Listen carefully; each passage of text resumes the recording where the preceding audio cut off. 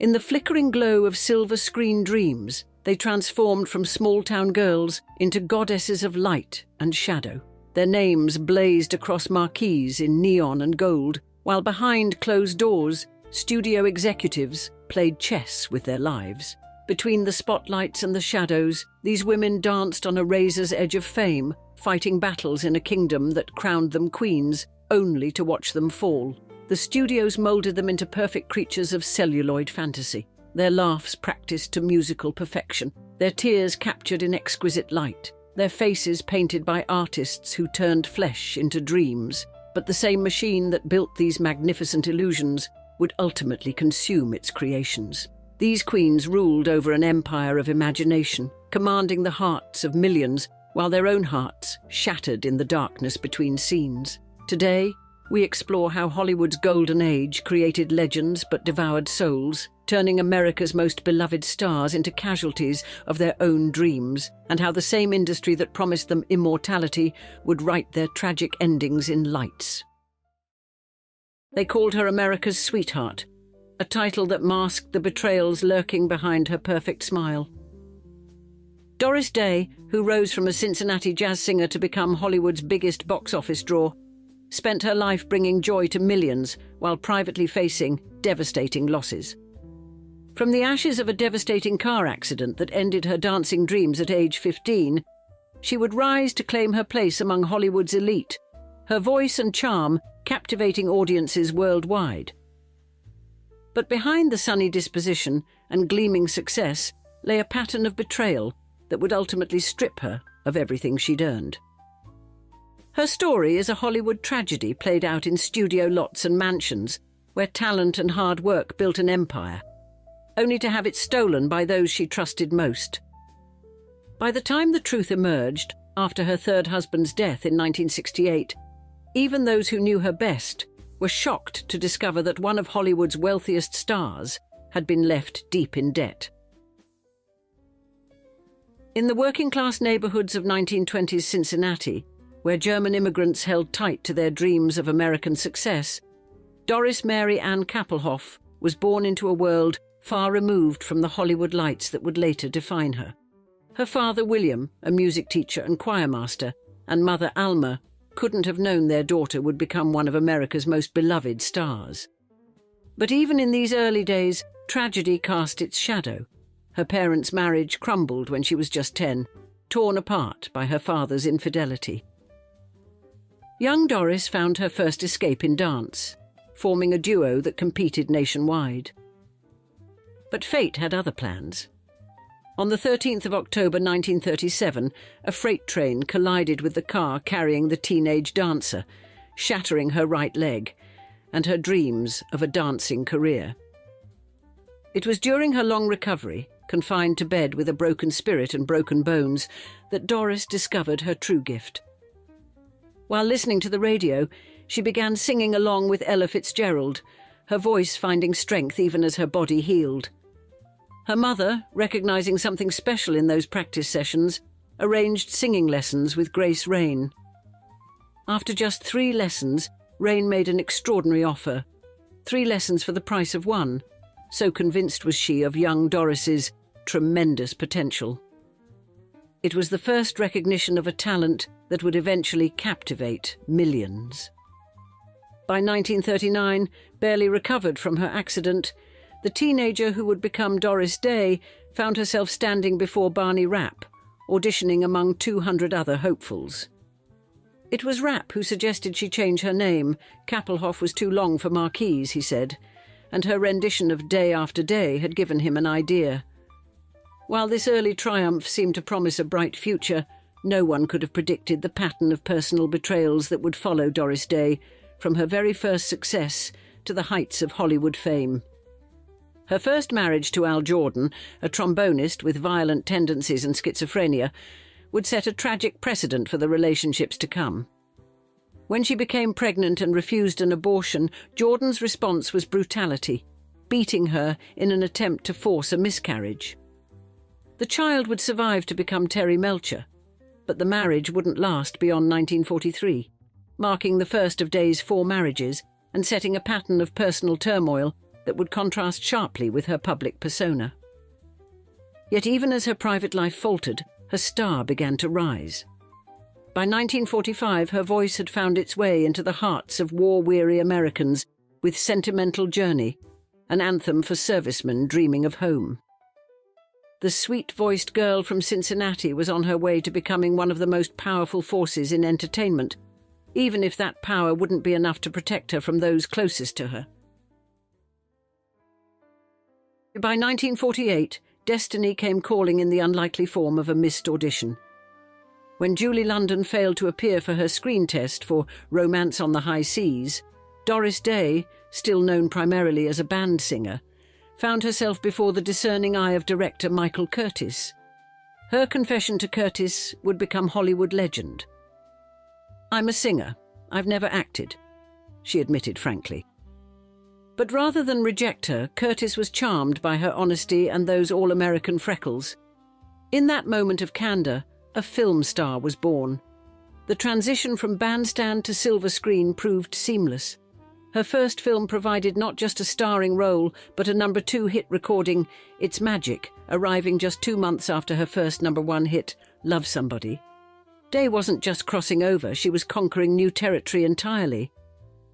As the 1950s dawned, Day's star rose meteorically.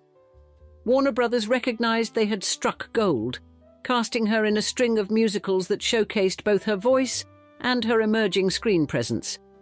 But it was I'll See You in My Dreams in 1951 that proved her true commercial power, breaking box office records that had stood for 2 decades.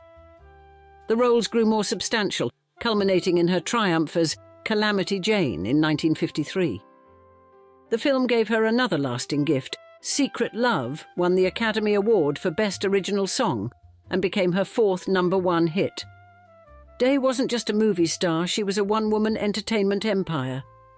But it was her dramatic turn in Love Me or Leave Me in 1955, starring opposite James Cagney, that revealed the true depth of her talent. Playing singer Ruth Etting, Day proved she was more than America's sweetheart. She was a serious actress capable of holding her own against Hollywood's heavyweights. Even Cagney himself praised her ability to project the simple, direct statement of a simple, direct idea without cluttering it. By the end of the 1950s, Day had successfully reinvented herself yet again. Her partnership with Rock Hudson, beginning with Pillow Talk in 1959, created a new template for romantic comedy and earned her an Academy Award nomination. She wasn't just surviving in Hollywood, she was redefining it. Between 1960 and 1964, she reached the pinnacle of her professional success, ranking as the #1 box office star in the world. She had joined an elite club. Only Shirley Temple had matched her feat of being the top box office draw 4 times. But even as she stood at the height of her power, forces were at work behind the scenes that would eventually threaten everything she had built. Her third husband, Martin Melcher, along with his business partner Jerome Bernard Rosenthal, were making decisions that would one day bring her empire crashing down. The Sunshine Girl from Cincinnati had become Hollywood royalty, but her crown was about to slip in ways no one could have predicted. April 20th, 1968, Martin Melcher, Day's husband of 17 years and the man who had managed her career, died suddenly. But the true shock was yet to come. In the midst of her grief, Day discovered a devastating truth. Her empire was built on sand. The millions she had earned through decades of hit films, recordings and performances had vanished. Not only was she broke, she was in debt. The woman who had ranked as Hollywood's top box office draw was financially ruined. Her trusted husband and his business partner Jerome Bernard Rosenthal had squandered her fortune through a series of questionable investments and mismanagement. The betrayal cut deeper than mere numbers. These were the earnings from every song she'd sung, every line she'd delivered, every moment she'd spent building her career. But the financial devastation wasn't the end of Melcher's posthumous surprises. Day discovered she had been committed to a television series without her knowledge or consent. "It was awful," she would later reveal. "I was really not very well when Marty passed away, and the thought of going into TV was overpowering. But he'd signed me up for a series. Her son Terry delivered even more bad news during a walk in Beverly Hills. She had been contracted for multiple television specials as well, all without her input or approval. America's sweetheart, who had earned millions and delighted audiences for decades, was now forced to work to pay off debts she hadn't even known existed. Yet in a cruel twist of fate, Martin Melcher's death may have inadvertently saved more than just Day's financial future. Their son, Terry Melcher, a successful music producer in his own right, had become entangled with one of the darkest figures in Hollywood history, Charles Manson. Through his connections in the music industry, particularly with Dennis Wilson of the Beach Boys, Terry had met Manson at Spahn Ranch. The aspiring musician had auditioned for Terry, hoping for a record contract that would never materialize. Terry's rejection would later be cited as part of Manson's descent into violence. In early 1969, months after his stepfather's death, Terry Melcher moved from his residence at 1005 Ocielo Drive, at the urging of his mother, Doris Day. 7 months later, that same house would become the site of one of Hollywood's most notorious crimes, when members of Manson's family murdered Sharon Tate and 4 others. The tragic irony wasn't lost on those who knew the story. Martin Melcher's death, which had seemed to destroy Day's world, had led to decisions that may have saved her son's life. While she fought to rebuild her career and fortune, Day was unaware that fate had dealt her both a crushing blow and a hidden blessing. But Day, who had survived a devastating car crash in her youth and reinvented herself then, would do so again. She took on The Doris Day Show, not by choice, but by necessity. The series that had been forced upon her would run for 5 successful seasons, though only after Day and her son took creative control.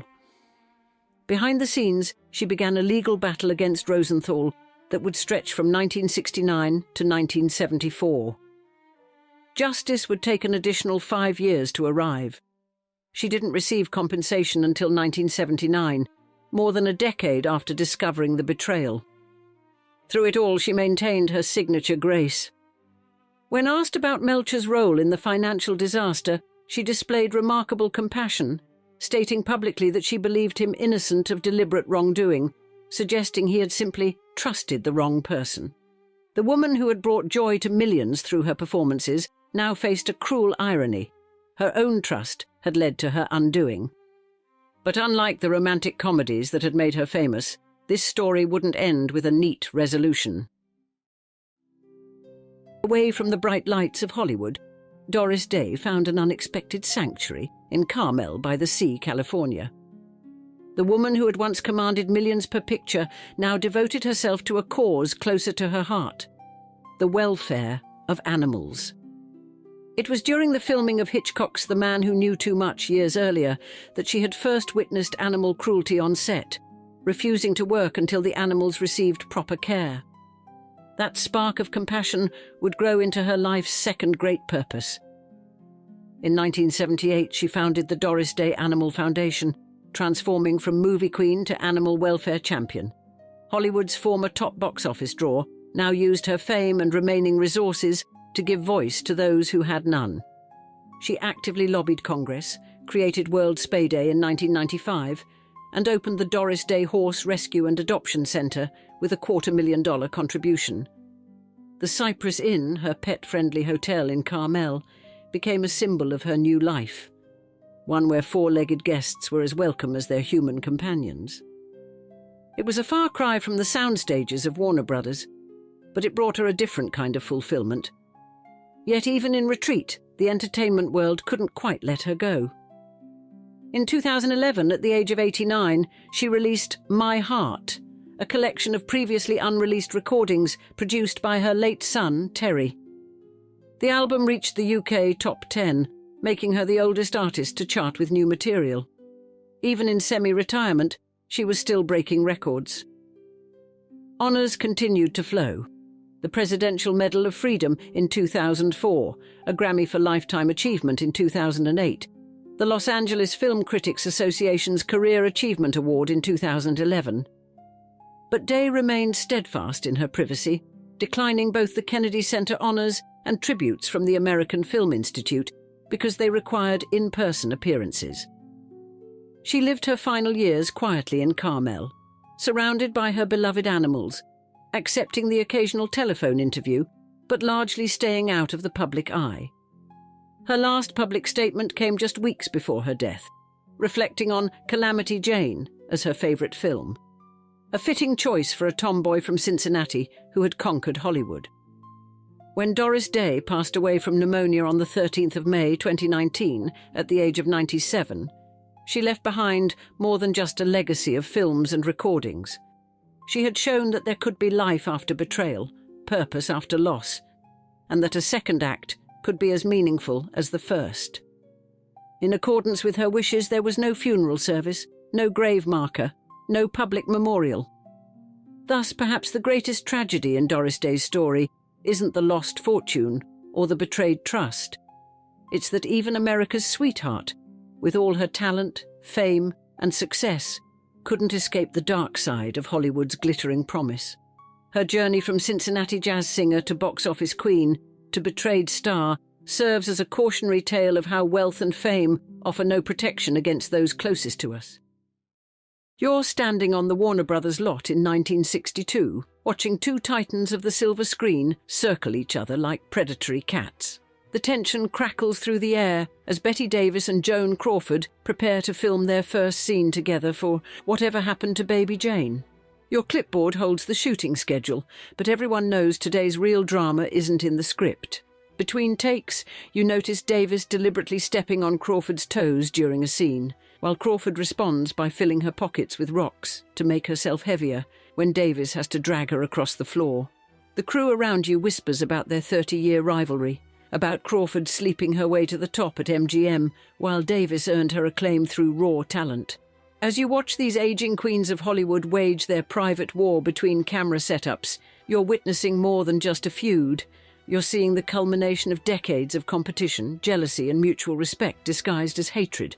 Therefore, in today's episode, we'll show, in their battle for the spotlight, these two remarkable women would have their hostility-fueling performances that would reinvent both their careers, as we describe, the divine feud when Hollywood's biggest stars go to war. In the glittering world of 1930s Hollywood, where studio power meant everything, two women began circling each other like wary prize-fighters.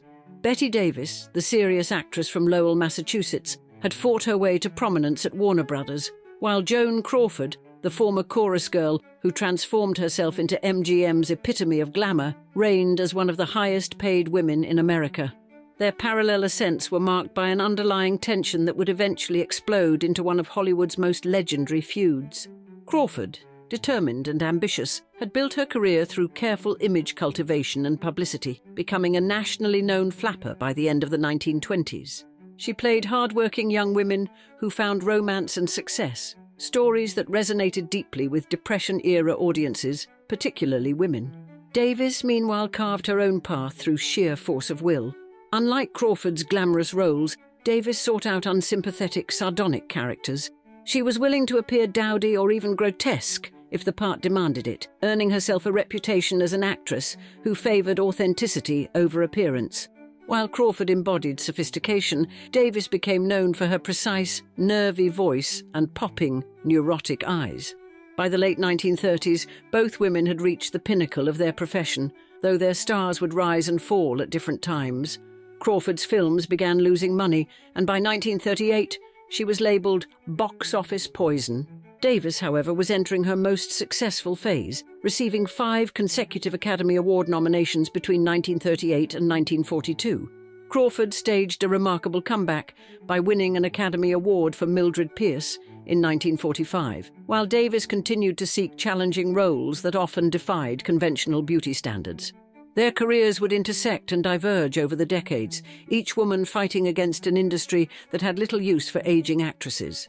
The tension between them simmered beneath the surface of Hollywood for years, manifesting in subtle ways.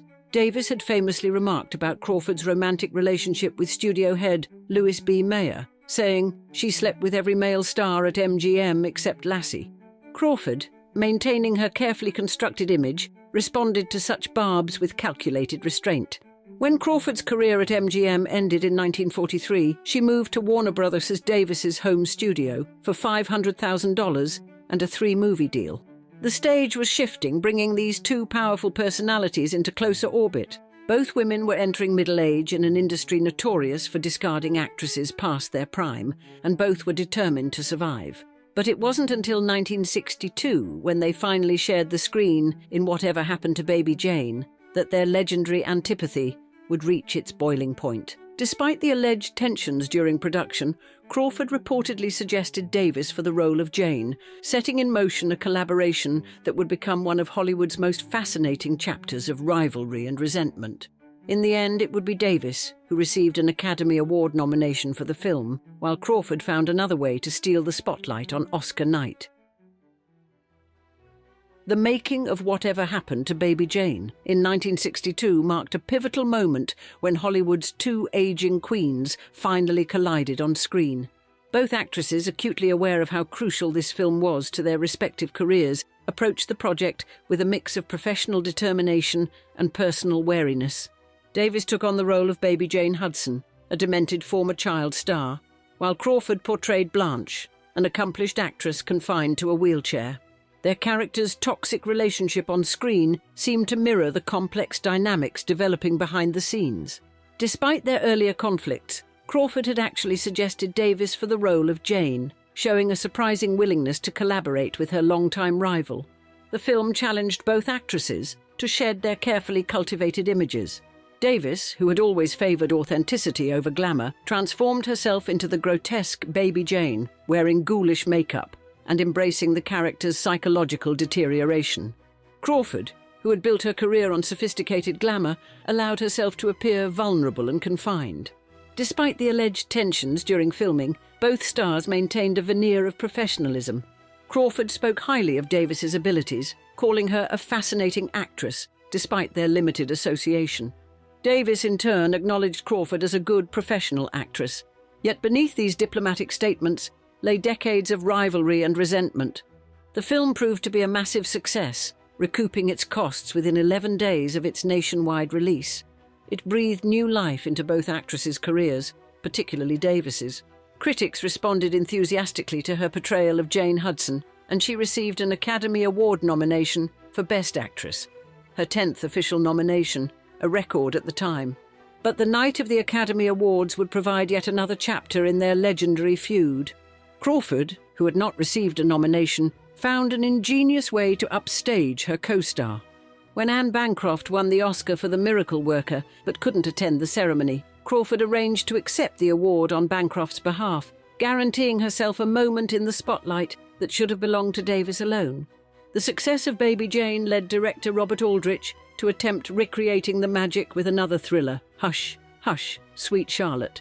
Once again, Davis and Crawford were set to co-star. But after filming began on location in Louisiana, the project took an unexpected turn. Crawford, citing harassment from Davis, returned to Hollywood and entered a hospital.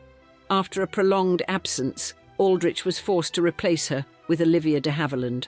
Crawford, who had been devastated by the replacement, later remarked, "I heard the news of my replacement over the radio, lying in my hospital bed. I cried for 9 hours." Despite her removal from the production, traces of Crawford remained in the final film. She can be briefly glimpsed sitting in a taxi in one wide shot, a ghostly reminder of what might have been. The Baby Jane saga had reignited their feud for a new generation, ensuring that their names would be forever linked in Hollywood history. But for both actresses, the greatest challenges still lay ahead. By the mid-1960s, both actresses found themselves navigating the treacherous waters of aging in Hollywood.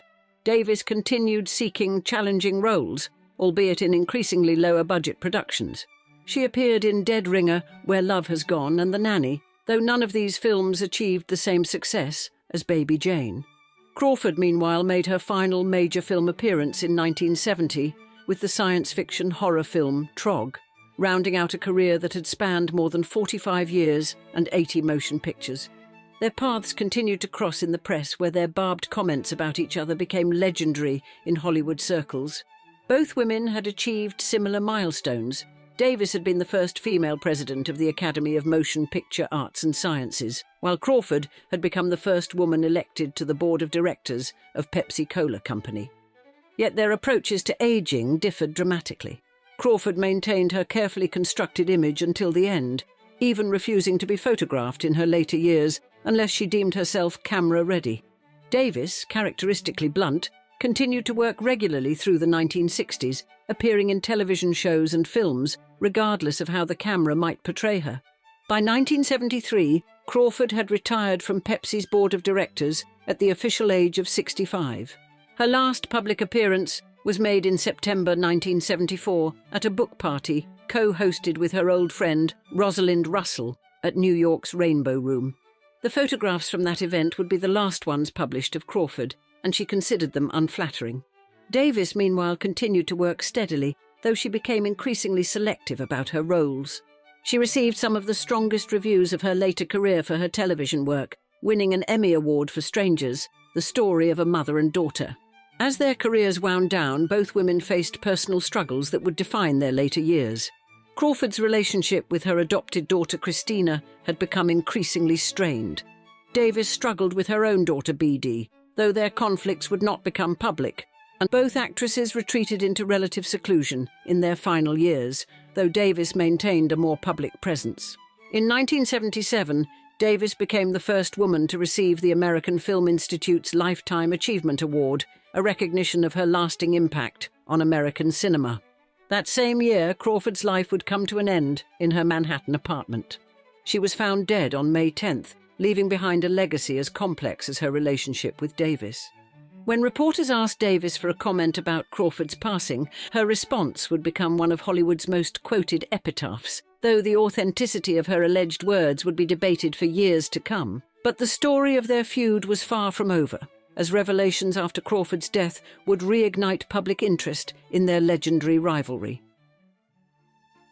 The publication of Christina Crawford's memoir, Mommy Dearest, in 1978, sent shockwaves through Hollywood, forcing Davis to confront her complicated relationship with her deceased rival once again. Despite their decades of antagonism, Davis found herself in the unexpected position of defending Crawford's memory. When Christina's allegations of abuse became public, Davis, who had never shied away from criticizing Crawford while she was alive, displayed a surprising degree of empathy. She understood all too well the complexities of mother-daughter relationships in Hollywood, as she would face her own public reckoning with her daughter BD years later. Davis's other personal struggles continued as well. By 1983, she had been diagnosed with breast cancer and underwent a mastectomy. Within 2 weeks of her surgery, she suffered 4 strokes, which caused paralysis in the left side of her face and in her left arm, leaving her with slurred speech. Yet even in illness, Davis maintained her characteristic determination. She underwent lengthy physical therapy and, aided by her personal assistant, Catherine Cermak, achieved partial recovery from the paralysis. Through it all, she continued to smoke 100 cigarettes per day. The contrast between the two women's legacies became starker with time. While Crawford's reputation suffered under the weight of Mommy Dearest, Davis's star continued to rise. In 1977, she had made history as the first woman to receive the American Film Institute's Lifetime Achievement Award. By 1981, a new generation discovered Davis when Kim Carney's song Betty Davis Eyes became a worldwide hit and the best-selling record of the year in the United States. Davis was delighted by this tribute, writing thank you notes to both Carnes and the songwriters and proudly displaying the gold and platinum records on her wall. Crawford's posthumous influence manifested differently. Her carefully crafted image crumbled as Mommy Dearest spawned a film adaptation starring Faye Dunaway, further cementing the public's revised perception of the screen legend. However, Crawford's other adopted children, particularly the twins Kathy and Cynthia, vehemently defended their mother, presenting a counter-narrative to Christina's accusations. Davis watched these developments with mixed emotions. Despite their bitter rivalry, she recognized in Crawford a fellow survivor of Hollywood's golden age. Both had fought against an industry that often preferred to discard aging actresses, and both had endured personal struggles that played out in the public eye. In 1987, Davis appeared in The Whales of August, delivering what critics would call a symphony of misfired synapses, crawling across the screen like a testy old hornet on a window pane. Even as her health failed, she remained committed to her craft, memorizing not only her own lines, but everyone else's as well, just as she had always done. As Davis approached her own final chapter, the echoes of her rivalry with Crawford continued to reverberate through Hollywood, their feud evolving into something more complex than simple animosity. In 1989, Davis made her final television appearances on various talk shows, including conversations with Johnny Carson, Joan Rivers, Larry King, and David Letterman. Though she discussed her remarkable career openly, she steadfastly refused to speak about her daughter, just as Crawford had maintained silence about Christina in her final years. During these appearances, Davis displayed the sharp-tongued wit that had made her famous. Director Lindsay Anderson observed that the public particularly enjoyed seeing her behave so bitchy, though he lamented that she was encouraged to play up this aspect of her personality. The image of Davis as a formidable adversary, first forged in her rivalry with Crawford, had become an inextricable part of her legacy. Fighting breast cancer that had returned with devastating force, Davis made her last public appearance at the San Sebastian International Film Festival in Spain. Too weak to make the journey back to the United States, she travelled to France, where she died at the American hospital in Neuilly-sur-Seine on October 6, 1989. She was 81 years old. On her tombstone at Forest Lawn Memorial Park, her epitaph reads, "She did it the hard way," a phrase suggested by Joseph L. Mankiewicz after they had filmed All About Eve. The inscription seemed to capture not only Davis's career struggles, but also the nature of her long-running feud with Crawford. Their rivalry outlived them both. In 1989, the same year as Davis's death, the book Bette and Joan, The Divine Feud was published, chronicling their complicated relationship. Nearly 3 decades later, in 2017, their story would be dramatized in the television series Feud, Bette and Joan, with Jessica Lange portraying Crawford and Susan Sarandon taking on the role of Davis. The two actresses, who had once commanded the attention of millions through their films, now found their intersecting stories commanding new audiences through different media.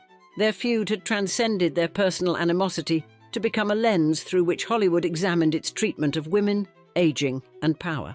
In 1999, the American Film Institute ranked Davis second on their list of greatest female stars of classic Hollywood cinema. Crawford's legacy proved more complex, forever coloured by the allegations in Mommy Dearest, though her performance in films like Mildred Pierce continued to garner respect from film historians and critics. Their feud, which had begun in the golden age of Hollywood and survived their deaths, revealed as much about the entertainment industry as it did about the women themselves. Both had fought against a system that often pitted women against each other. Both had struggled with the challenges of aging in an unforgiving industry, and both had seen their personal lives become fodder for public consumption. In the end, Davis and Crawford remained inextricably linked, their rivalry becoming as much a part of Hollywood mythology as their individual achievements. Their feud, which had begun with whispered comments and pointed barbs, had evolved into something larger than either of them could have anticipated, becoming a symbol of old Hollywood's grandeur, glamour, and darkness. Some tragedies unfold in shadows, but Judy Garland's played out in the spotlight. At the height of her fame, she commanded millions at the box office, dined at Hollywood's finest establishments, and lived in mansions befitting silver screen royalty. Yet beneath the glittering surface of America's sweetheart lay a story so dark it would make her fictional roles seem tame by comparison. In today's episode, we share how this isn't just another tale of a fallen star. It's an exposé of how Hollywood's most powerful studio systematically destroyed its greatest asset, transforming a transcendent talent into a cautionary tale of fame's true cost. On a sweltering August afternoon in 1944, Judy Garland stood on MGM's most lavish soundstage, surrounded by $4.3 million worth of meticulously crafted period sets, equivalent to $71 million today, preparing to film The Trolley Song for Meet Me in St. Louis. And at just 22, she commanded a staggering $150,000 per picture, nearly $2.5 million in modern terms, making her Metro-Goldwyn-Mayer's most bankable female star. Indeed, the studio had invested the equivalent of approximately $198 million today in crafting her image, and their return had been nothing short of astronomical. In her sprawling Bel Air mansion, Garland lived the life befitting Hollywood royalty. Her wardrobe alone, carefully curated by MGM's costume department, was valued at the equivalent of millions in 2025, and each evening she dined with Hollywood's elite at Romanoff's or Chasen's, the most luxurious establishments of the day. The public devoured every detail of her seemingly charmed existence, from her collection of rare perfumes to her custom-designed Cadillac. Yet behind the dazzling facade of America's sweetheart lay a darker truth. MGM's prized possession was, in reality, their most valuable prisoner. The studio's investment in their star meant controlling every aspect of her life, from her daily diet of chicken soup and black coffee to the pills that kept her performing through exhausting 18-hour days. Her contract, while lucrative, was a golden chain that bound her to an increasingly toxic system. The numbers told their own story. 5 doctors on MGM's payroll to monitor her weight, 3 full-time handlers to manage her schedule, and a weekly regimen of vitamins that cost the studio to maintain their star's grueling pace. Each film earned millions, but the human cost was mounting with every production. For the public, Judy Garland was the embodiment of Hollywood success. But the very talents that had elevated her to such heights, that crystal-clear voice, that innate ability to convey emotion, had made her too valuable to be treated as human. Thus the question wasn't if, but when, the facade would finally shatter. In the bitter Minnesota winter of 1924, a tiny girl with an extraordinary voice stepped onto the stage of her father's modest movie theatre in Grand Rapids. Frances Ethel Gumm, who would later become Judy Garland, was just 2 years old, yet something remarkable happened when she began to sing Jingle Bells. The restless audience fell silent, transfixed by this child who performed with the soul of a seasoned artist. That night marked the beginning of both a brilliant career and a profound tragedy. The Gumm family lived a precarious existence, scraping by on the earnings from their small-town theatre and vaudeville performances. Frank and Ethel Gumm's 3 daughters, Mary Jane, Dorothy Virginia and little Frances, became the Gumm sisters, touring a dying vaudeville circuit in their weathered Studebaker. They drifted from one boarding house to another, while Ethel painstakingly crafted matching costumes for her girls, often sewing late into the night by candlelight to save on electricity. Yet beneath the family's struggling show business facade lay darker currents. Frank Gumm's secrets, whispered about in small-town gossip, forced them to abandon their Minnesota theatre and the relative stability it provided. They fled to Lancaster, California, where they purchased another small theatre with borrowed money.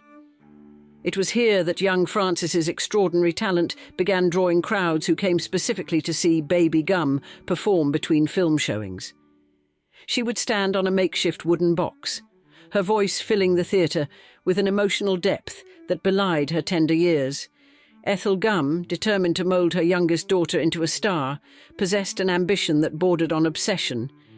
Voice lessons, dance classes, and endless rehearsals consumed young Frances's childhood. But it was Ethel's most devastating investment in her daughter's future that would cast the longest shadow. The pep pills she began giving Frances at age 10, obtained from a friendly local pharmacist who never questioned why a child needed such medication. These pills, prescribed to help the young performer maintain her energy through grueling schedules, planted the seeds of a dependency that would haunt her for life. Their nomadic existence left Frances with no true home beyond the stage. Early mornings were spent in drafty dance studios, afternoons in endless rehearsals, and evenings performing until her small body trembled with exhaustion. Yet she learned early that tears or complaints would be met with her mother's sharp reminder: the show must go on. The stage became both her refuge and her prison, a pattern that would define her entire life. By 1935, when 13-year-old Frances, now rechristened Judy Garland, caught the attention of MGM, She had already lived several lifetimes in show business. The studio contract appeared to be salvation, a chance to escape the hardscrabble existence of vaudeville. Indeed, Louis B. Mayer's offer seemed like the answer to the Gum family's prayers. But no one could have predicted how this teenage girl's transformation from vaudeville performer to movie star would come at such a devastating personal cost. In 1935, 13-year-old Judy Garland signed with Metro-Goldwyn-Mayer, a moment that would forever alter the course of her life. Louis B. Mayer, the almighty head of MGM, saw potential in the young performer, even as he cruelly dubbed her "My Little Hunchback," and that fat little pig with pigtails behind closed doors. The studio system's ruthless machinery was about to transform this talented teenager into a manufactured version of America's sweetheart, though the cost would prove devastating. From the beginning, MGM's control was absolute. The studio placed Garland on a strict regimen of diet pills and amphetamines, a practice that would haunt her for the rest of her life. Her daily routine became a carousel of pep pills to get through grueling filming schedules, followed by sleeping pills to combat the insomnia they caused. The studio doctors readily supplied these medications to their young star, establishing a pattern of dependency that began when she was barely in her teens. Mayer's obsession with Garland's appearance became particularly cruel. The studio put her on a series of restrictive diets, monitoring every morsel she consumed. When she was caught eating a full meal, the reprimands were swift and harsh. Garland later recalled how the studio would serve her only a bowl of soup and a plate of lettuce, while other actors ate full meals, an experience that fostered deep-seated insecurities about her body image. Despite these torments, or perhaps channeling them, Garland's performances reached new heights of emotional resonance. Her portrayal of Dorothy in The Wizard of Oz captured America's heart, while her rendition of Over the Rainbow became an anthem of hope for millions. Yet even as her star rose, the studio's grip tightened. Every aspect of her life fell under MGM's control, from her public appearances to her personal relationships. The toll of this existence soon became evident. By her late teens, Garland's dependence on studio-prescribed medications had evolved into a full-blown addiction. Between her punishing film schedule and the constant pressure to maintain the studio's impossible standards, she began experiencing the nervous exhaustion that would plague her later years. The same system that had promised to make her dreams come true was slowly but surely destroying her. As the 1940s dawned, Judy Garland had become one of MGM's most bankable stars. But success came at a terrible price. The studio had constructed their perfect leading lady, but in doing so they had begun to dismantle the vibrant young talent who had first walked through their gates. The making of a Hollywood legend was, in truth, the beginning of a tragic undoing. In July 1947, Hollywood was shaken by devastating news. Judy Garland, one of MGM's brightest stars, had attempted suicide by slashing her with broken glass. This cry for help revealed the depths of despair behind the studio's glittering facade. Yet rather than marking the end of her troubles at MGM, it was merely the beginning of a 3-year spiral that would ultimately sever her connection to the studio that had shaped her life. The following year brought another crisis when MGM suspended Garland during the filming of The Barclays of Broadway. Her frequent absences and emotional struggles had become impossible to ignore, leading to her replacement by Ginger Rogers. The studio's publicity department carefully crafted press releases citing illness, but within Hollywood's inner circles, the truth about their troubled star was an open secret. 1949 marked an even steeper decline. During the production of Annie Get Your Gun, Garland's behaviour became increasingly erratic. After numerous delays and difficult days on set, MGM was forced to remove her from the production, a decision that cost the studio dearly as they reshot her scenes with Betty Hutton. The strain of years of studio pressures, combined with her ongoing struggle with prescription medications, had reached a breaking point. The final chapter of Garland's MGM career came in 1950 when she was cast in Royal Wedding. Her performance in the early scenes made it clear that she could no longer maintain the punishing schedules demanded by the studio system.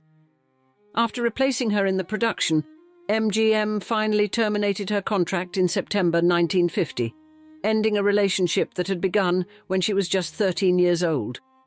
The split was complex, marking both a devastating professional loss and perhaps a necessary break from the system that had contributed to her decline.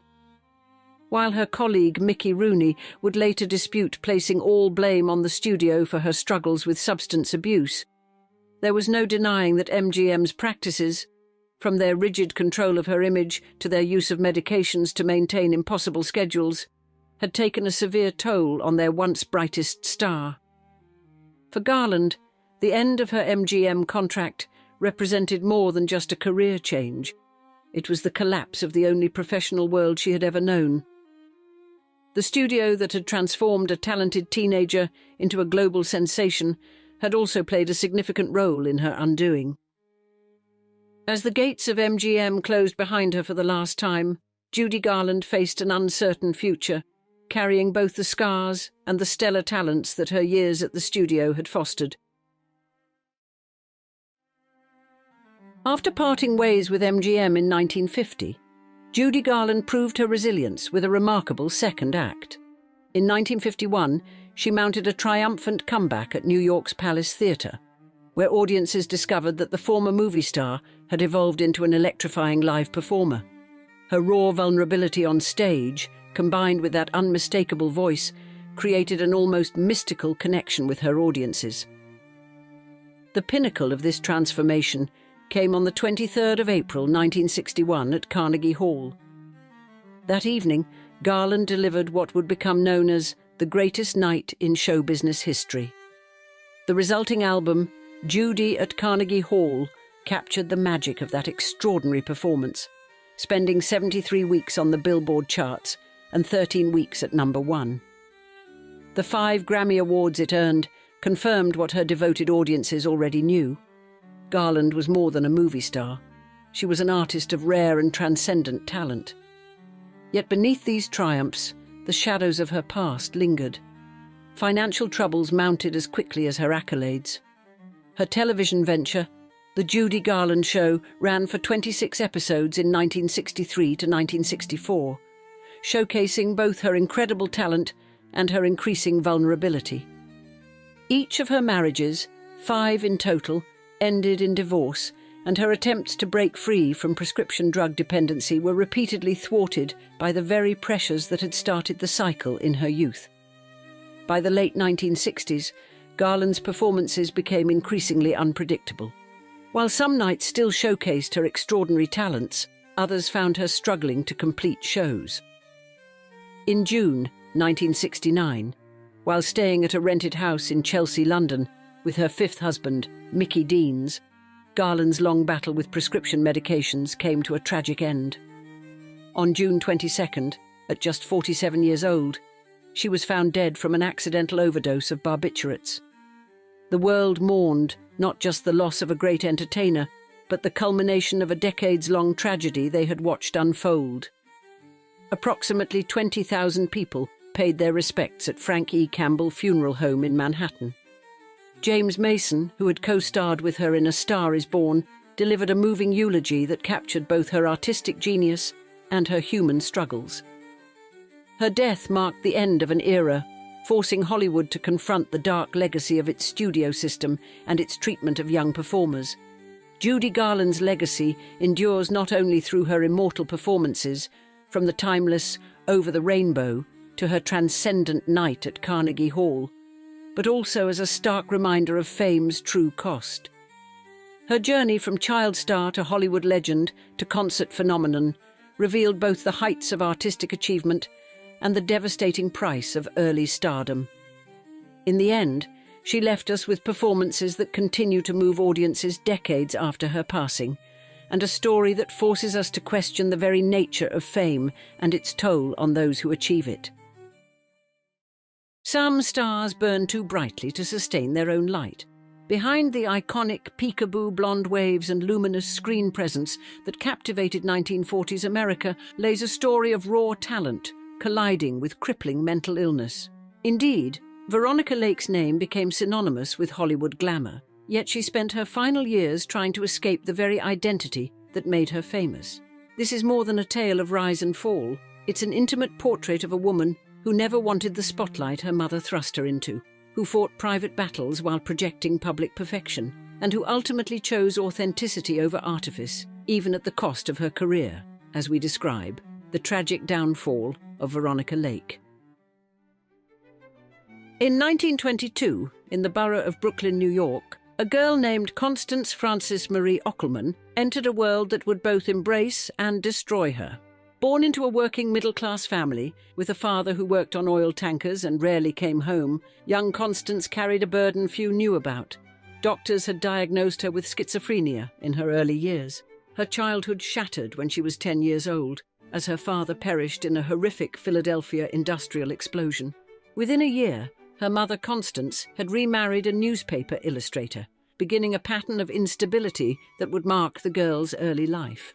The family moved frequently, from Manhattan to Saranac Lake, then to Montreal, where she attended a Catholic boarding school until her inevitable expulsion.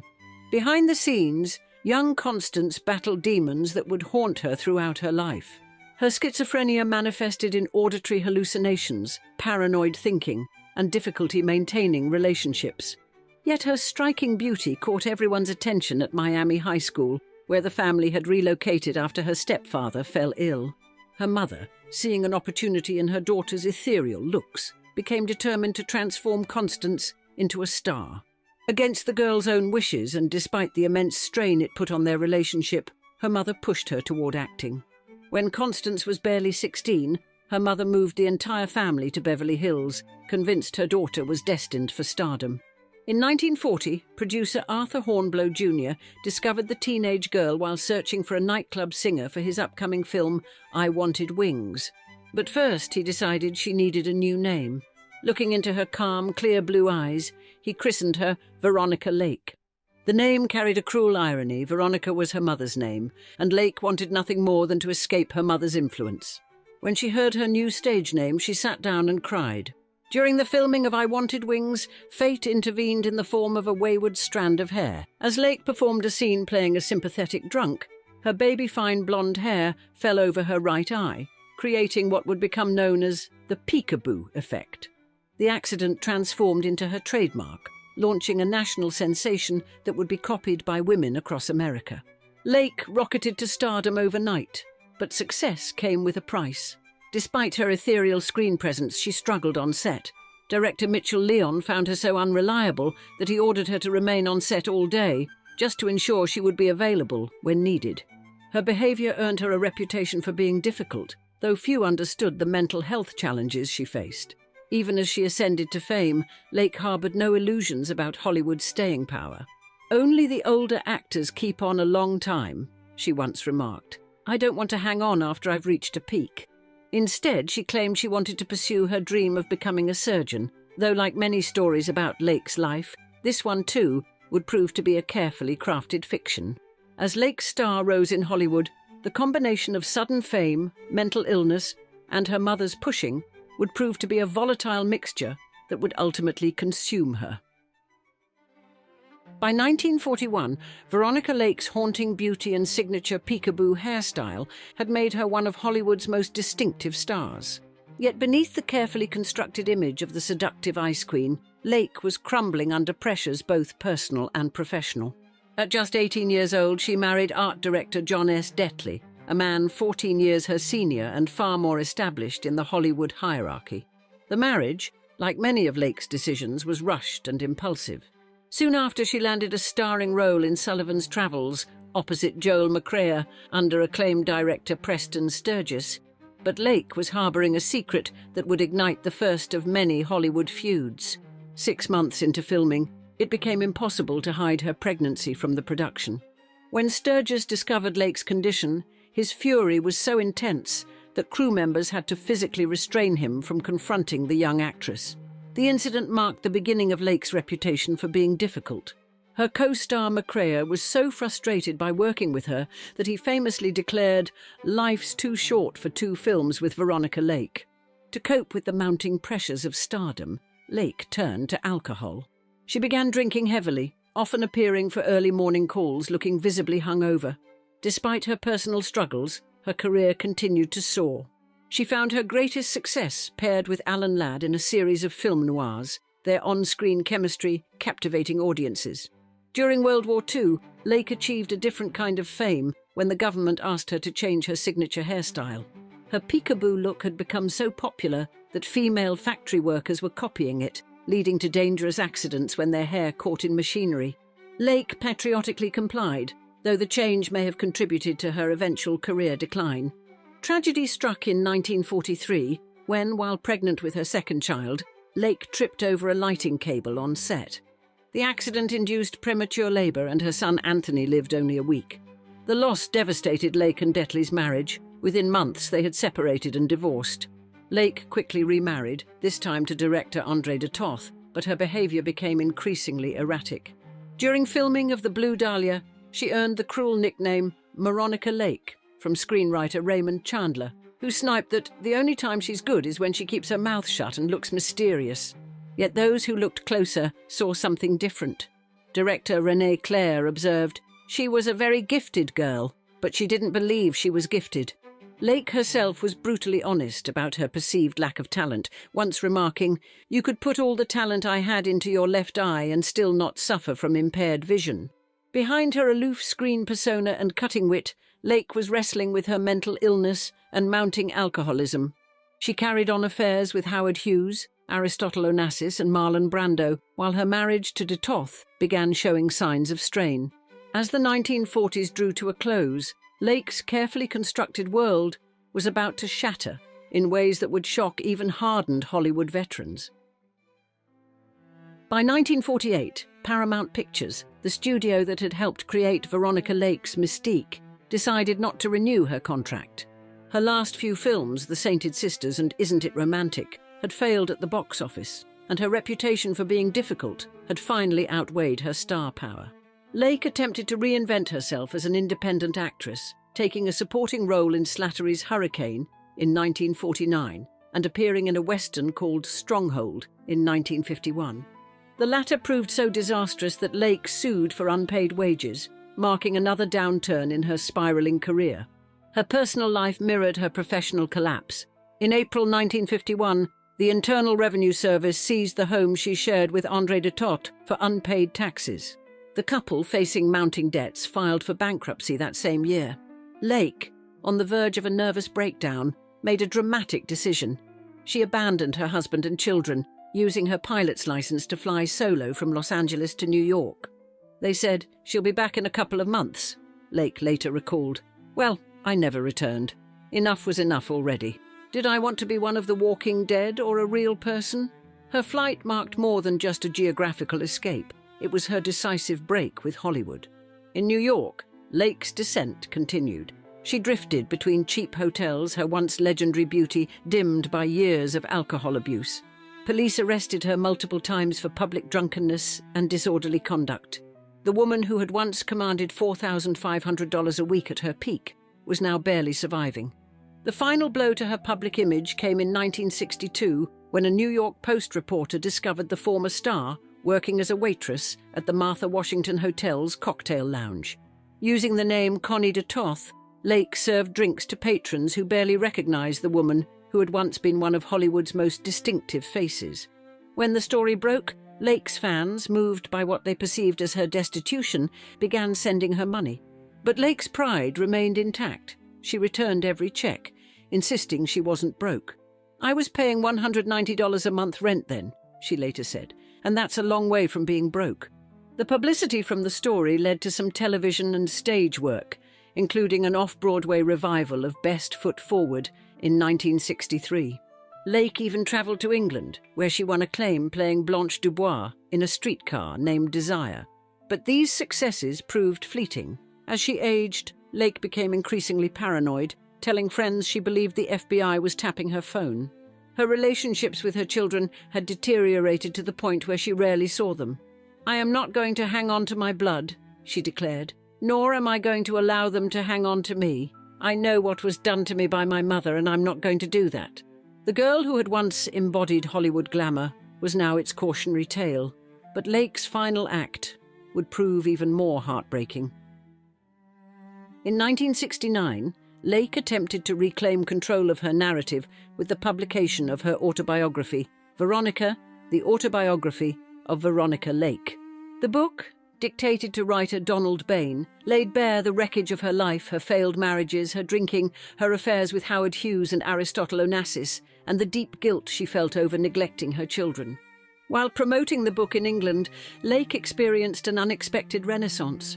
With her share of the autobiography's proceeds, she made one final bid at filmmaking, co-producing, and starring in a low-budget horror movie called Flesh Feast. But years of heavy drinking had taken their toll. Those who met Lake during her later years barely recognized the woman who had once been Hollywood's ice-blonde siren. Her features, once so striking they had inspired the creation of the animated character Jessica Rabbit, had been ravaged by alcohol and hard living. Speaking about her time as a waitress, Lake had expressed a simple contentment that had eluded her in Hollywood. "I like people. I enjoy talking to them," she said, explaining her choice of profession. This statement carried a poignant irony. The woman who had once been too famous to connect with others now found solace in everyday interactions. Lake's distrust extended even to her own children. Her refusal to maintain relationships with them stemmed directly from her own traumatic experiences. In June 1973, while travelling through Vermont promoting her autobiography, Lake began experiencing severe stomach pains. A local doctor's examination revealed the devastating truth. She had cirrhosis of the liver, the result of her decades-long battle with alcoholism. On June 26th, she checked into the University of Vermont Medical Center in Burlington. Even in her final days, Lake maintained traces of her star persona, signing autographs for nurses and displaying an unexpected optimism. Yet her isolation was complete. None of her 4 former husbands would attend her funeral, and her once glamorous life had been reduced to a hospital room in Vermont. Lake died on July 7, 1973, of acute hepatitis and acute kidney injury. She was just 50 years old. Her son Michael had to borrow money just to claim her body. When he asked her second husband, André de Toth, for help with cremation costs, de Toth refused. Her ashes remained at the funeral home for 2 years until a friend who had served as her ghostwriter paid the $200 fee to claim them.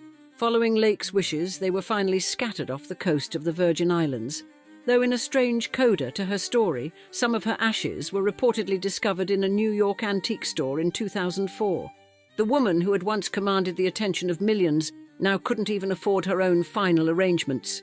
Lake's career spanned just 3 decades, from 1939 to 1970, but her influence on Hollywood glamour persisted long after her departure from the screen.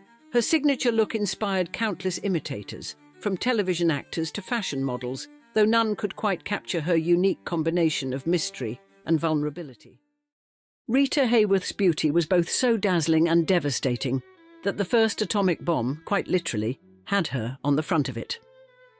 Indeed, in 1946, a single performance in Gilda transformed her into Hollywood's love goddess, commanding the equivalent of millions per film and the attention of princes. Yet as audiences fell in love with every toss of her auburn hair, the real woman, born Margarita Cancino, was slowly disappearing behind her own reflection. In today's episode, we'll share how her story proves that even Hollywood's brightest lights can't illuminate the darkness within, and that sometimes the most perfect images mask the most imperfect lives, as we describe. The Secret Sorrows of Rita Hayworth. In 1946, as the lights dimmed in theatres across America, audiences collectively held their breath. On screen, Rita Hayworth's Gilda performed her legendary "Put the Blame on Mame" number, a scene so iconic it would define Hollywood sexuality for a generation. With a mere flick of her glove and toss of her auburn hair, Hayworth commanded the attention of millions, her presence so magnetic that servicemen famously plastered her image on the atomic bomb tested at Bikini Atoll. Indeed, at the height of her fame, Rita Hayworth wasn't just a movie star, she was a phenomenon. Her image graced the covers of Time and Life magazines, her flowing red hair and luminous smile becoming the very definition of Hollywood glamour. When she married Prince Ali Khan in 1949, the prestige of royalty seemed a natural fit for the woman who had already been crowned Hollywood's reigning love goddess. The world watched in fascination as this daughter of a Spanish dancer transformed into American royalty. Her wedding to Prince Ali Khan was a spectacle of unprecedented grandeur, with thousands of admirers lining the streets of Cannes to catch a glimpse of the bride. The ceremony itself, held at Prince Ali's Château de l'Horizon, featured champagne fountains and a guest list that read like a who's who of international society. Yet behind the dazzling patina of Hollywood's most beautiful star lay a woman haunted by her past. For a while, audiences swooned over her sensual screen persona, but the real Rita Hayworth was a shy, deeply troubled soul who had never recovered from the traumas of her early years. Columbia Pictures had crafted her image with scientific precision. They changed her name from Margarita Carmen Cancino, raised her hairline through painful electrolysis, and dyed her raven hair that signature shade of auburn. Every aspect of her appearance was calculated to appeal to American audiences, transforming the young Spanish dancer into the quintessential American beauty. Her talent was undeniable. When she danced with Fred Astaire in You Were Never Lovelier, he proclaimed her his favourite partner next to Ginger Rogers. Her dramatic performances in films like Gilda and Lady from Shanghai proved she was more than just a beautiful face.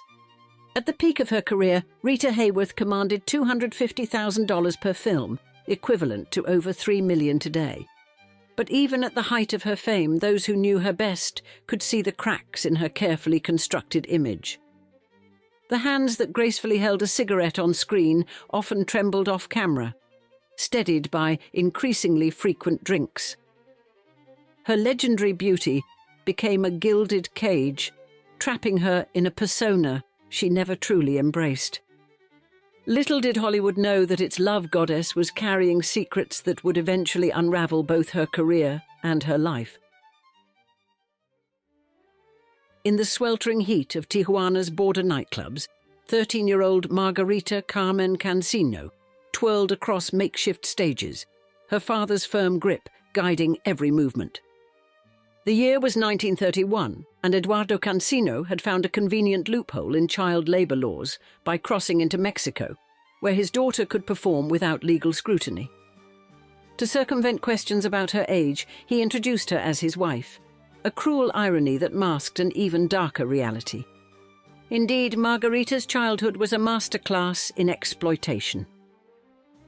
Born on the 17th of October 1918 in Brooklyn, New York, she entered the world as the eldest child of Eduardo Cancino, a Spanish-born flamenco dancer, and Volga Hayworth, a former Ziegfeld Follies performer.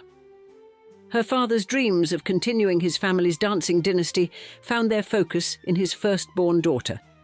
And by age 3, Margarita was already learning complex dance steps. The training regimen was relentless. Eduardo converted their home's basement into a dance studio, where young Margarita practiced for hours until her feet bled. Mistakes were met with physical punishment, while success merely meant more demanding routines. By age 5, she was performing on Broadway in The Greenwich Village Follies, her childhood sacrificed on the altar of her father's ambitions. Education took a distant second place to performing. At 12, Margarita was withdrawn from school entirely to join the Dancing Cancinos, touring the grueling vaudeville circuit. Her mother, perhaps haunted by her own experiences in show business, attempted some protection by sharing her daughter's bed when home, but ultimately stood silent witness to the growing abuse. The casino circuit proved particularly lucrative for the Dancing Cancinos. Their Spanish-themed acts drew crowds in border towns, where Eduardo dressed his young daughter in provocative costumes and bright red lipstick to appeal to the late-night gambling crowd. The performances grew increasingly suggestive, with father and daughter performing intimate dance moves that blurred appropriate boundaries. Behind the sequins and castanets lay an even more sinister reality. Those close to the family would later reveal that Eduardo's control over his daughter extended far beyond the dance floor. The sexual abuse that began during these touring years would leave psychological scars that no amount of future fame could erase. Margarita learned early to dissociate from her body, a survival mechanism that would later serve her well in Hollywood's equally exploitative star system. Yet somehow amid this darkness, Margarita's natural talent flourished. Her grace and beauty caught the attention of casino patrons and entertainment professionals alike.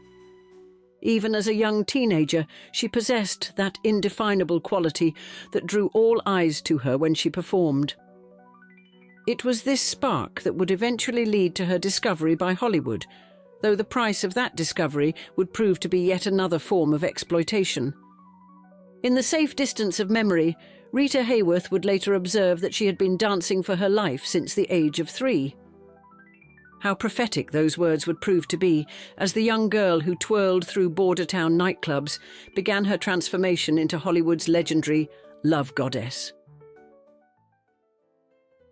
In 1935, 16-year-old Margarita Cancino's life changed forever during a performance at Agua Caliente, Mexico's glamorous casino resort. Winfield Sheehan, the vice president of Fox Film Corporation, sat in the audience that night, his practiced eye noting something special in the shy teenager who moved with such natural grace. The screen test he arranged would mark the beginning of Margarita's metamorphosis into Rita Hayworth, though the transformation would prove as painful as it was profound. The initial steps into Hollywood were tentative ones. Her film debut in Dante's Inferno revealed a young woman so cripplingly shy she could barely make eye contact with her co-stars. Yet the camera loved her, capturing an ethereal quality that transcended her obvious discomfort. Fox signed her to a contract, but it was her subsequent move to Columbia Pictures in 1937 that would catalyze her true transformation. Harry Cohn, Columbia's notoriously controlling studio head, saw in Margarita raw material to be molded into his vision of the perfect star. The changes began immediately and were ruthlessly comprehensive. First came the name. Margarita Carmen Cancino became Rita Hayworth, borrowing her mother's maiden name to distance herself from her Hispanic heritage. Her naturally black hair was dyed the vibrant auburn shade that would become her trademark. Most painful were the electrolysis treatments. For hours, she endured electrical currents shooting into her scalp as technicians raised her naturally low hairline, a feature considered too ethnic for Hollywood's leading lady. The process took over a year, with Rita returning weekly for these excruciating sessions. Her transformation was a literal erasure of her Latin features, crafting a new face that better fit America's beauty standards. Cohn's control extended far beyond Rita's appearance. He monitored her social life, dictated her public appearances, and even attempted to influence her choice of romantic partners. Rita found herself trading her father's iron grip for the equally restrictive control of the studio system. Her naturally reserved personality was suppressed in favor of the sultry image Columbia wanted to project. Yet from this crucible emerged an icon. By 1939, Rita's supporting roles were drawing more attention than the film's leads. Her breakthrough came in 1941's The Strawberry Blonde, where her newly crafted screen persona caught fire with audiences. When she was paired with Fred Astaire in You Were Never Lovelier, her natural dancing ability, the one gift from her painful childhood, helped cement her star status. The ultimate transformation was completed with 1946's Gilda, the film that would forever define Rita Hayworth in the public imagination. That famous hair toss scene where she emerged from the bottom of the frame in a satin gown, her magnificent auburn mane flying, captured everything Columbia had worked to create: sexuality, sophistication, and an almost otherworldly beauty. But beneath the glossy surface, traces of Margarita remained. Close observers might catch glimpses of that shy teenager in Rita's quieter moments, or notice how she still avoided direct eye contact during interviews. The girl who had once been exploited in Mexican casinos had become the woman exploited on movie screens across America. Only now the exploitation came with worldwide fame and a much higher price tag. The headlines in 1949 seemed like something from a fairy tale. Hollywood's reigning love goddess was becoming real-life royalty. Rita Hayworth's marriage to Prince Ali Khan transformed her from movie star to princess, with thousands of adoring fans lining the streets of Cannes to witness this seeming culmination of the American dream. Yet this apparent peak of Rita's social ascent would prove to be the beginning of her most tumultuous decade. The romance had begun like a scene from one of her films, a chance meeting on the French Riviera, where the charming prince pursued her with legendary determination. Ali Khan's courtship included lavish parties at his Château de l'Horizon and midnight champagne flights to Paris. For Rita, still recovering from her failed marriage to Orson Welles, the prince's attention seemed to offer an escape from Hollywood's grinding demands. But the fairy tale quickly tarnished. Ali's notorious womanizing didn't end with marriage, and Rita found herself in a culture she didn't understand, expected to play a role even more demanding than her Hollywood personas. The birth of their daughter, Princess Yasmin, in December 1949, temporarily smoothed things over, but by 1951, Rita was back in Nevada, filing for divorce. The custody battle that followed was bitter and public. Religion became a central issue, with Rita fighting to prevent her daughter from being raised as a Muslim. The press, which had celebrated their wedding so enthusiastically, now dissected every painful detail of their separation. Rita's image transformed from glamorous princess to embattled mother, fighting to protect her child from what she saw as the corrupting influence of European aristocracy. Her return to Hollywood proved equally challenging. Columbia Pictures, and particularly Harry Cohn, expected her to simply resume her role as their leading sex symbol. But Rita was changed, harder, more defiant. She fought with the studio over script choices and salary, leading to suspensions and legal battles. Her drinking, which had always been a coping mechanism, became more pronounced. 2 more marriages followed in quick succession, each seeming to capitalize on her vulnerability. Singer Dick Hames, whom she married in 1953, was facing deportation and saw in Rita a potential salvation. Their 2-year marriage was marked by public fights and financial disasters. Her final marriage to film producer James Hill in 1958 proved equally toxic, with Hill reportedly exploiting her name for business deals while belittling her in public. These years also saw Rita struggling increasingly with her lines, though few understood why at the time. During the filming of Separate Tables, her behaviour became erratic enough to concern her co-stars. What many attributed to alcohol or difficult behaviour was actually the first manifestation of the illness that would eventually claim her mind, though this truth wouldn't be discovered for decades. By the end of the 1950s, Rita Hayworth, who had once commanded the modern equivalent of millions per picture and whose image had adorned the first atomic bomb, found herself fighting for supporting roles. The woman who had been transformed from Margarita Cancino into Hollywood's greatest love goddess was being transformed again, this time by forces beyond any studio's control. As she entered the 1960s, new challenges awaited, ones that no amount of star power could overcome. In Hollywood, where youth and beauty reign supreme, the aging process can be particularly cruel. For Rita Hayworth, the 1960s marked the beginning of a devastating descent that would eventually strip away not just her career, but her very identity. The woman whose image had once been plastered on the atomic bomb was slowly disappearing, fading like an old film reel, though no one yet understood why. The first signs were subtle enough to be dismissed. On movie sets, Rita struggled increasingly with her lines, a development many attributed to alcohol. Her hands trembled noticeably during takes, and her trademark grace occasionally faltered. Directors who had once clamoured to work with her now whispered about her being difficult or unpredictable. Yet something far more insidious than age or alcohol was beginning to take hold. By 1972, after completing her final film, The Wrath of God, Rita retreated from public life. Her behaviour became increasingly erratic. She would forget appointments, lose her way in familiar places, and sometimes fail to recognize old friends. The press, ever cruel, speculated about alcoholism and mental breakdown. Few suspected that one of Hollywood's brightest stars was in the early stages of Alzheimer's disease, an illness that would remain undiagnosed for nearly a decade. The diagnosis, when it finally came in 1980, was both a relief and a tragedy. Princess Yasmin, Rita's daughter with Ali Khan, became her mother's fierce advocate, finally able to put a name to the condition that had been slowly stealing her mother away. The announcement of Rita's illness helped change public perception of Alzheimer's disease, bringing unprecedented attention to a condition that was poorly understood at the time. Rita's final years were spent in the care of her daughter, far from the glamour and chaos that had defined her life.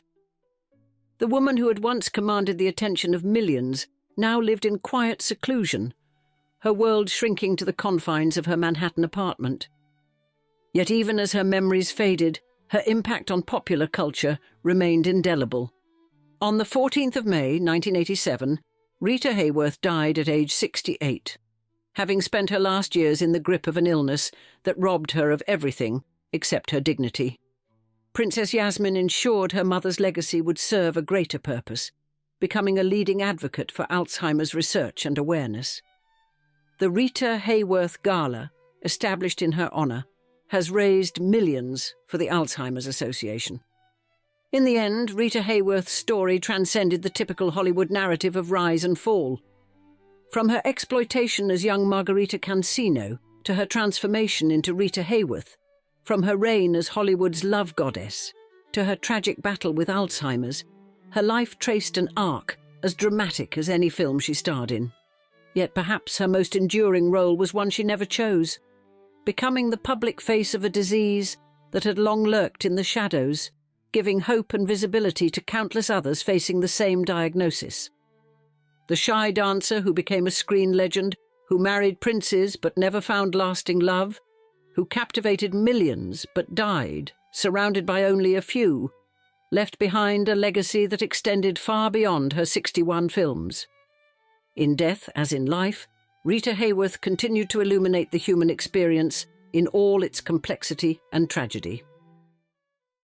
In 1932, as breadlines stretched across Depression-era America, MGM wrote a check that would make headlines: $60,000, equal to more than nearly $1 million today, to buy the contract of a platinum blonde bombshell named Jean Harlow. You see, at just 21 years of age, this dentist's daughter from Kansas City had become Hollywood's most expensive acquisition, transforming from a $5 a day extra into silver screen royalty. Her weekly hair ritual of peroxide, ammonia and Clorox launched 1,000 imitators, while her chemistry with Clark Gable filled theaters across America. Studios marveled as her films consistently drew crowds despite the deepening depression, her natural wit and sensual appeal proving irresistible to audiences seeking escape from their troubles. Yet behind that dazzling platinum crown lay darkness. A mere 5 years separated her greatest triumph from her tragic end at age 26. In today's episode, I'll share the story of Hollywood's first blonde bombshell, where fame's bright lights burned too hot to last, and where a dentist's daughter from Missouri would rewrite the rules of stardom before fate cruelly closed the curtain. In 1932, as America struggled through the depths of the Great Depression, Metro-Goldwyn-Mayer made a decision that sent shockwaves through Hollywood's power corridors. The studio's mighty chief, Louis B. Mayer, wrote a check for $60,000, nearly $1.2 million in today's currency, to buy out the contract of a rising star named Jean Harlow from Howard Hughes. Indeed, for a 21-year-old actress, barely 2 years into her career, this unprecedented sum spoke volumes about her meteoric ascent. Harlow had transformed from an extra making $5 a day to commanding one of the highest acquisition prices Hollywood had ever seen. The platinum blonde bombshell, as she became known, was now official Hollywood royalty. You see, under MGM's careful grooming, Harlow quickly proved herself worth every penny. Her signature platinum hair, achieved through a closely guarded weekly ritual of peroxide, ammonia, Clorox and soap flakes, launched a nationwide craze. Soon, beauty parlors across America couldn't keep up with demands for the Harlow look, as thousands of women sought to capture her distinctive glamour. Her on-screen chemistry with Clark Gable became box office gold. Together they would make 6 films, each more successful than the last. Their pairing in Red Dust sent temperatures rising in theatres across America, while Dinner at 8 showcased her natural comedic timing. Studio accountants watched with satisfaction as Harlow's films consistently drew crowds, even as breadlines grew longer outside. Certainly at the height of her fame, Harlow embodied a new kind of Hollywood star. Unlike the aloof Garbo or the sophisticated Crawford, she projected an approachable sensuality that resonated perfectly with Depression-era audiences. Her quick wit and unaffected charm made her equally popular with both men and women, a rare feat for a sex symbol of the era. MGM's publicity machine worked overtime, crafting her public image. Stories of her humble Kansas City origins were carefully woven into a narrative of the American dream. Yet behind the carefully manufactured facade of the world's most famous platinum blonde, darkness lurked. The pressures of stardom, a domineering mother, and a series of tragic romances were already taking their toll. But in 1932, as Jean Harlow stood at the pinnacle of Hollywood, few could have predicted that this radiant star had less than 5 years to live. The bright lights of fame that had elevated her so quickly would also help hasten her tragic end. For now, though, she reigned supreme, the original blonde bombshell who had inherited the crown of Hollywood royalty, even as forces beyond her control were conspiring to cut short her reign. How had a dentist's daughter from Missouri achieved such dizzying heights? And what forces were already in motion that would lead to one of Hollywood's most tragic endings? The answers lie in a story that begins 2 decades earlier, in a comfortable middle-class home, where a mother's thwarted ambitions would shape her daughter's destiny. On the 3rd of March 1911 in Kansas City, Missouri, a baby girl named Harlan Harlow Carpenter entered a world far removed from the glittering lights of Hollywood. Indeed, her birth into a respectable middle-class family offered no hint of the extraordinary destiny that awaited her. Her father, Montclair Carpenter, was a successful dentist whose practice provided the family with all the comforts of upper-middle-class life in America's heartland. You see, young Harlan's early years unfolded in an atmosphere of relative privilege, albeit one charged with underlying tensions. Her mother, John Poe Carpenter, harboured dreams far grander than life, as a Kansas City dentist's wife could fulfill. While Montclair tended to his patients, Jean regaled her daughter with tales of glamour and fame, planting seeds of Hollywood ambition that would later bloom in unexpected ways. The Carpenter household, despite its outward appearance of propriety, was a crucible of conflicting desires. Jean's frustrations with her conventional life manifested in frequent arguments with her husband, their marriage buckling under the weight of her unrealized dreams. Young Harleyan found herself caught between these warring forces, seeking refuge in the exclusive private schools where she was educated alongside Kansas City's elite. Certainly the defining moment of Harleyan's youth came in 1923, when her mother made a decision that would alter both their destinies forever.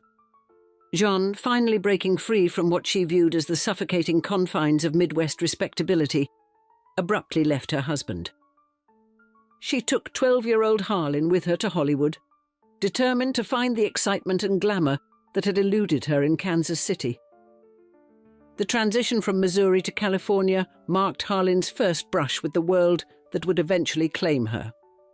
Enrolled in the Hollywood School for Girls, she suddenly found herself rubbing shoulders with the children of film industry elite. The institution, designed to educate the offspring of Hollywood's powerful, offered young Harleyan her first glimpse into the intoxicating world of cinema. Yet fate had even more dramatic plans in store. At 16, Harlan met Charles "Chuck" McGrew, a young man who hailed from a wealthy Chicago family. Their whirlwind romance culminated in a 1927 marriage that seemed to promise everything her mother had abandoned in Kansas City: wealth, security, and social standing. The young couple settled into a luxurious life in Beverly Hills, their future seemingly assured. However, it was during this period of apparent contentment that destiny intervened. One fateful day in 1927, while accompanying a friend to a movie studio, Harlan's striking beauty caught the attention of executives who saw in her something extraordinary. The dentist's daughter from Kansas City, who had never harbored serious acting ambitions, found herself drawn into the very world her mother had long dreamed of entering. The irony of this twist of fate, that the daughter would stumble into the stardom her mother had so desperately sought, would cast a long shadow over both their lives. For now, though, young Harlan was about to begin a transformation that would turn her into Jean Harlow, the platinum blonde bombshell who would captivate millions. In 1927, Hollywood was a town built on transformations, where ordinary people could become extraordinary stars. Yet few metamorphoses were as dramatic or as fraught with hidden complications as Harlan Carpenter's evolution into Jean Harlow. Indeed, what began as a casual decision to accompany a friend to a film studio would set in motion a series of events that would reshape not just her life, but the very image of the Hollywood star. You see, Harlan's initial foray into films was marked by a casualness that belied its significance. Taking work as an extra, she viewed her new occupation as little more than an amusing diversion from her life as Chuck McGrew's young wife. The film industry, however, had other plans for the striking young woman with the ethereal beauty and natural screen presence. Her breakthrough came in 1930 when Howard Hughes, the eccentric millionaire-turned-filmmaker, cast her in his epic war film Hell's Angels. The movie, already infamous for its troubled production and astronomical budget, would prove to be the launching pad for Harlan's stardom. As Helen, a seductive and carefree socialite, she captured the attention of audiences and critics alike, her performance suggesting depths beyond her limited experience. Certainly, it was during this period that Harlan Carpenter fully embraced her transformation into Jean Harlow, adopting her mother's maiden name in a decision that would prove prophetic in its complexity. The platinum blonde hair, which would become her trademark, was created through a punishing weekly ritual of harsh chemicals. This physical transformation mirrored the psychological one taking place beneath the surface. The success of Hell's Angels thrust the newly minted Jean Harlow into a spotlight from which she would never fully escape. Hughes, recognizing her potential, signed her to a contract and began carefully crafting her public image. Her roles emphasized her sexuality, while hinting at an underlying vulnerability that resonated deeply with Depression-era audiences. Yet even as her star rose, personal complications multiplied. Her marriage to Chuck McGrew, strained by her newfound career and his drinking, collapsed under the weight of her growing fame. Her mother, Jean Bello, having remarried, reasserted herself in her daughter's life with an intensity that would prove both supportive and suffocating. The young star found herself navigating not just the treacherous waters of Hollywood, but also the complex dynamics of a mother-daughter relationship, now complicated by shared professional interests. By 1932, as MGM prepared to make their momentous bid for her contract, Jean Harlow had completed her external transformation. Gone was the dentist's daughter from Kansas City. In her place stood Hollywood's original blonde bombshell. Yet beneath the platinum hair and carefully constructed image, Harlan Carpenter still existed, a young woman caught in a web of expectations, obligations, and mounting pressures that would ultimately contribute to her tragic fate. The stage was now set for her greatest triumphs and deepest tragedies. MGM, the most powerful studio in Hollywood, was about to make her a star of unprecedented magnitude. But at what cost would this final transformation come? In 1932, as Jean Harlow signed her name to MGM's golden contract, she seemed to have achieved everything Hollywood promised. Indeed, her pairing with Clark Gable created an on-screen chemistry that proved irresistible to Depression-era audiences, Together they made 6 films, each one cementing Harlow's status as MGM's most valuable new asset. Yet behind the cameras, Harlow's personal life was unraveling with tragic speed. Her marriage to MGM executive Paul Byrne in July 1932 seemed to offer both professional advantage and personal happiness. But 2 months later, Byrne was found dead in their Benedict Canyon home, the apparent suicide that threatened to derail her carefully constructed career. The scandal sent shockwaves through Hollywood, leaving the young star devastated and the studio scrambling to protect their investment. Certainly, MGM's publicity machine worked overtime to shield their star from the fallout. Louis B. Mayer himself took charge of the situation, ensuring that the press treated the tragedy with unusual discretion. Harlow, displaying remarkable resilience, returned to work almost immediately. Her professionalism in the face of personal tragedy only endeared her more to colleagues and fans alike. You see, Harlow sought solace in her work, delivering some of her finest performances in the aftermath of Byrne's death. Films like Red Dust and Dinner at 8 showcased not just her famous platinum beauty, but her natural gift for comedy. Her ability to project both sensuality and vulnerability made her uniquely relatable to audiences of both sexes, a rare achievement for a sex symbol of the era.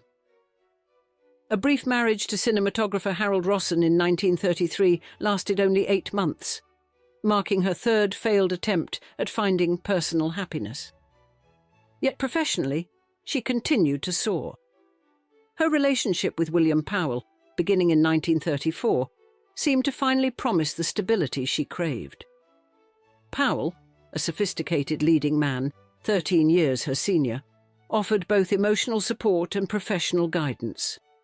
But fate had other plans. By early 1937, while filming Saratoga with Clark Gable, Harlow began experiencing serious health issues. The platinum blonde process that had become her trademark was taking its toll, with the harsh chemicals causing severe health complications. Yet she kept working, refusing to acknowledge the severity of her condition. On the 2nd of June 1937, after several days of shooting Saratoga, Harlow collapsed on set. Her condition, initially dismissed as flu, rapidly deteriorated. The kidney failure that would claim her life just days later had gone undiagnosed until it was too late. On the 7th of June 1937, at the tender age of 26, Jean Harlow drew her final breath at Good Samaritan Hospital in Los Angeles. Indeed, her death from kidney failure sent shockwaves through Hollywood and left the nation in mourning. MGM, faced with an unfinished Saratoga, made the unprecedented decision to complete the film using long shots and doubles, a testament to both Harlow's enduring appeal and the public's desire for one final glimpse of their platinum blonde bombshell. You see, Harlow's legacy extended far beyond her tragically brief career. In just 7 years of stardom, she had redefined the image of the Hollywood sex symbol. Unlike the exotic femme fatales who preceded her, Harlow brought a uniquely American combination of sensuality and approachability to the screen. Her natural wit and unaffected charm established a new archetype, the glamorous star who remained remarkably down to earth. Certainly, her influence on American culture proved lasting. The platinum blonde phenomenon she sparked continued long after her death, with countless actresses attempting to recreate her signature look. Yet none could quite capture the unique magic that Harlow brought to the screen, that rare combination of sexual allure and comedic talent that made her equally popular with both male and female audiences. The circumstances of her death, so young, so sudden at the height of her fame, only added to her mystique. Hollywood had lost stars before, but Harlow's passing marked something different. She was neither a victim of scandal nor self-destruction, but rather of a cruel twist of fate that struck her down in her prime. The image of William Powell keeping vigil at her bedside until the end added a final tragic romance to her story. MGM completed Saratoga using body doubles and careful camera angles, releasing it just weeks after her death. The film became one of the highest-grossing releases of 1937, as audiences flocked to theatres for one last glimpse of their beloved star. Her final performance, pieced together from existing footage, served as a poignant farewell to a talent cut short far too soon. Today, Jean Harlow's influence can be seen in every platinum blonde actress who graces the screen, in every comedy that dares to make its glamorous leading lady both sexy and funny, and in every star who attempts to combine Hollywood goddess with girl-next-door appeal. The dentist's daughter from Kansas City, who never sought stardom but found it anyway, left an indelible mark on cinema history.